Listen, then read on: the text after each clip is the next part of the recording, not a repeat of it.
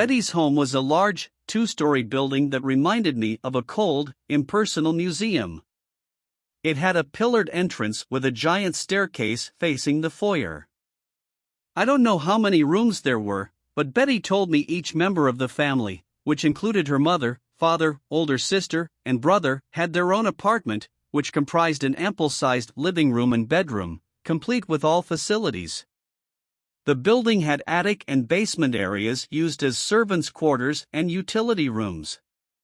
There was a large two-story carriage-type building located in the back of the property. This housed their cars and workshops on the ground level, and additional servants' quarters above. The lawns and flower areas were well maintained, as was the tennis court. I jokingly asked Betty where they kept the swimming pool and was surprised when she said she was allergic to water touching her skin, so the family decided against it. I thought she was putting me on, but she explained she had this condition since birth and had to use special solutions to bathe in, otherwise she developed a rash which had to be treated with a purple-colored salve. She had delayed telling me because she was afraid it might affect our relationship. I told her we'd play it cool and stay out of the rain. Her family was exactly as I expected, autocratic and condescending. Each acting out a part considered relevant and conducive in keeping their social status and image. Mr. Kirk, a tall, slender, cold and dictatorial man, owned a contracting company specializing in erecting large buildings. His hobby was bowling and was one of the nation's top bowlers in his younger days. In those days, bowling was for an exclusive group pastime. Today, it's a common sport for people to enjoy and livernet up with loud gyrations, back slapping and beer drinking. The mother was a mousy appendage to her husband. The older sister, mid-20s, was a slender, nondescript, frustrated female version of her father. She worked as an assistant to her father, who had his offices in one wing of the house.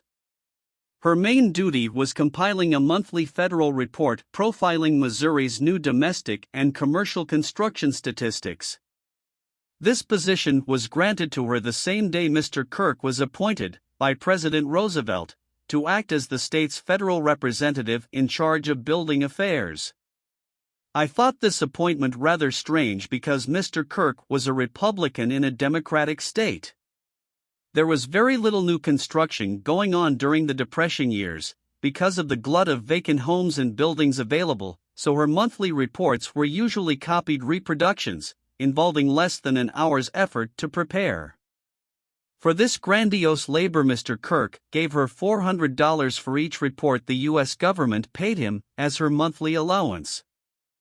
The inherent principle of celebrate my success and disregard yours is an innate characteristic of human greed, and its existence remains unaffected by acceptance or appreciation. Only those who deceive or lack wisdom would deny that prioritizing one's own interests is a fundamental aspect of human nature. One Sunday evening, Betty said a group of her friends were invited to attend a midnight tour through a Goodwill Society warehouse, and asked if we could go with them.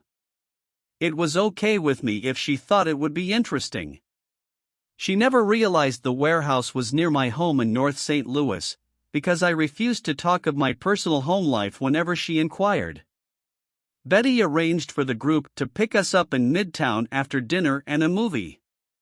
When we arrived about 35th Street, we were greeted by a Goodwill representative who had anticipated the apprehension that some in our group would probably have, concerning their safety in such a dark, forbidden area. He assured us the policemen assigned to that beat would keep an eye on things. This included their cars and chauffeurs, so no need to worry. He took us to his office and gave a speech on the hows and whys the organization was founded. It was the usual benevolent crap about helping poor people to help themselves. Only after first establishing a kind and onerous mood, preceded by a volume of exclaimed oohs, ahs, and how wonderful, did he commence the tour. In the rear of the first level we were shown where all donated items, such as furniture, appliances, clothing and miscellaneous items, were separated, inspected and graded. The second and third floors consisted of workshops where everything was cleaned, repaired, or refinished. Our guide told us how they hired mostly handicapped, because these people had the greatest difficulty in finding employment. He conveniently omitted the true motive behind this employment strategy, which was to exploit the vulnerable individuals who were in dire circumstances, as they would be willing to work for meager wages and tolerate harsh conditions.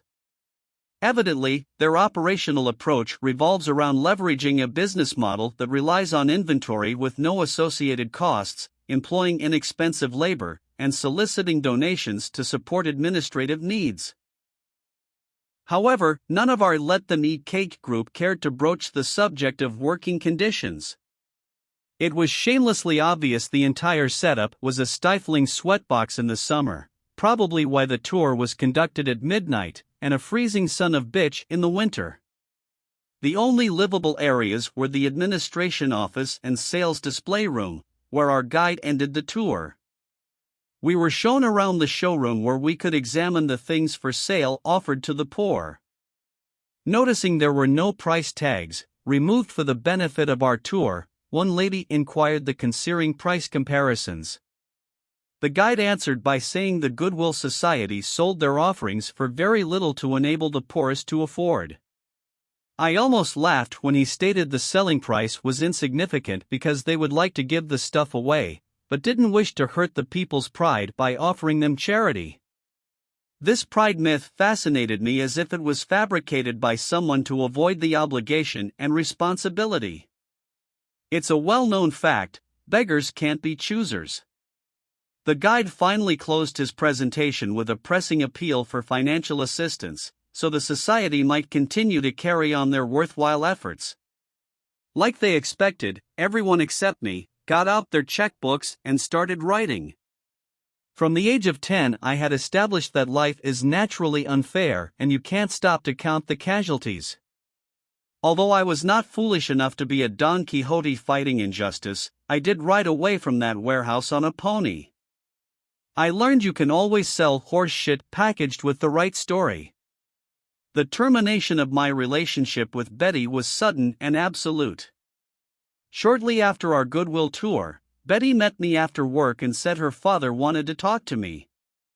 I wanted to know what about, and she said it was a surprise, so I should wait and see. Arriving at her home, she took me to her father's office and was met by him, her mother, and sister. When we were seated, he started asking questions about my religion, politics, ambitions, family, etc. I asked his reasons for wanting this information. He said Betty had informed him of our plans to marry. He wanted to know me better if I was going to be part of the family. Betty was right. This was a surprise.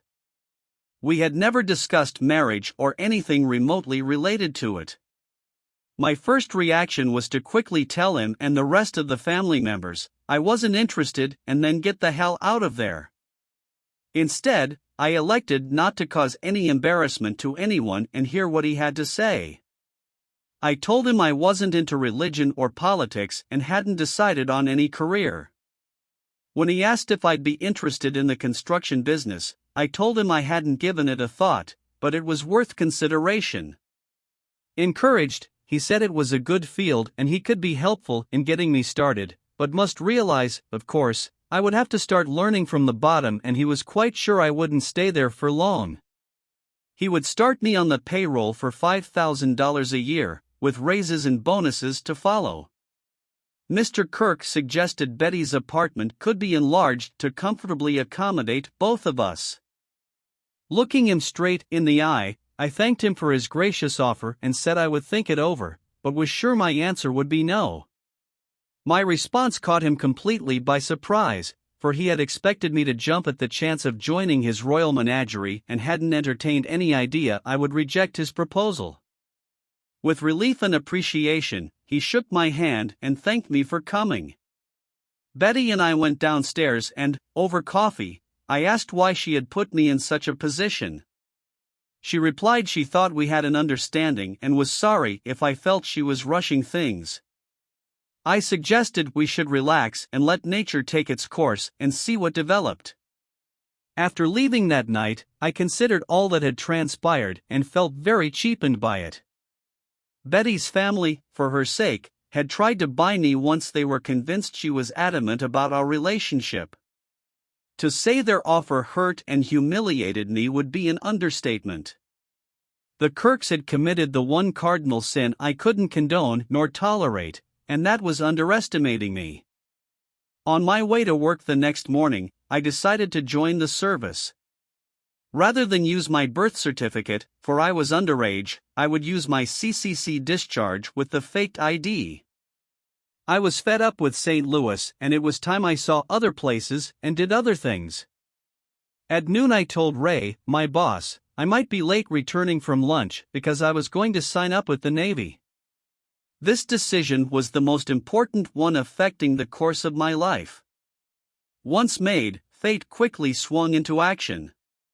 The federal building in St. Louis, where I had to go to enlist, was located on the southeast corner of 12th and Market Streets. My place of employment was 6 blocks straight north on the southwest corner of 12th and Washington. When I left work, the first traffic light on the corner was red, preventing me from crossing over to the east side of 12th Street. Rather than waiting for the green, I started walking down the west side. As it happened, I was met with the same light conditions at each corner, so I continued walking on the west side. Arriving at the southwest corner of Market and 12th across from the federal building, I noticed a small entrance to the building facing me. Rather than go around to the Market Street main entrance, which I had used the few times I had been there, I took the 12th Street door.